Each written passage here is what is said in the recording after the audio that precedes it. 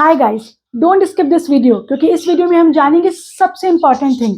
Reactivity series सबको learn होती है, सबको उसको लर्न करने का सबका अपना अपना एक पैटर्न है। चलिए मेरा पैटर्न देख लेते हैं। ये रिएक्टिविटी सीरीज मैंने बना रखी है, इसको लर्न करने का पैटर्न है। कहो ना कार मिलेगी ऑल्टो जेन फरारी, पब्लिक क्यूरियस होगी फॉर सिल्वर ऑडी। तो इसके रिएक्टिविटी सीरीज को लर्न करने का आपने जो भी पैटर्न यूज किया आप उसी पैटर्न को यूज कर सकते हैं। बट अब आप पूछेंगे इसमें इंपॉर्टेंट क्या है। इंपॉर्टेंट ये है कि अगर ये रिएक्टिविटी सीरीज पूछी जाती है तो हमें तो लर्न होती है, पर अगर हमें इंक्रीजिंग ऑर्डर और डिक्रीजिंग ऑर्डर पूछा जाता है तो वो क्या होता है। जैसे कि हमसे यहाँ पूछा जा रहा है कि पोटेशियम, लेड, कैल्शियम और जिंक दे दिया जाए तो ये इसका इंक्रीजिंग ऑर्डर मैंने नीचे लिखा हुआ है, ये आप देख लीजिएगा। बट हम ये मेंशन कैसे करेंगे, ये कैसे पता चलेंगे कि ये इंक्रीजिंग ऑर्डर या डिक्रीजिंग ऑर्डर है। अगर हम बॉटम टू टॉप जाते हैं तो ये है इंक्रीजिंग ऑर्डर, अगर हम टॉप टू बॉटम आते हैं तो ये है डिक्रीजिंग ऑर्डर।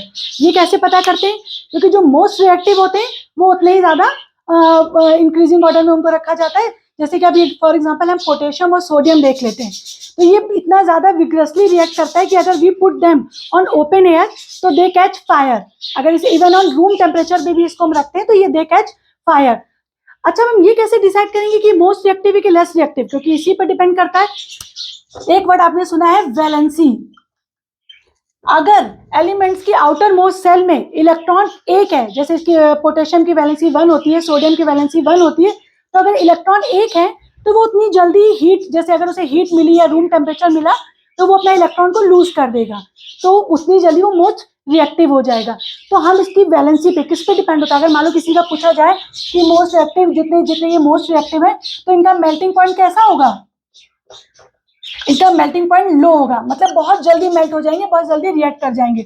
और जितने लेस रिएक्टिव है इनका मेल्टिंग पॉइंट कैसा होगा, हाई होगा।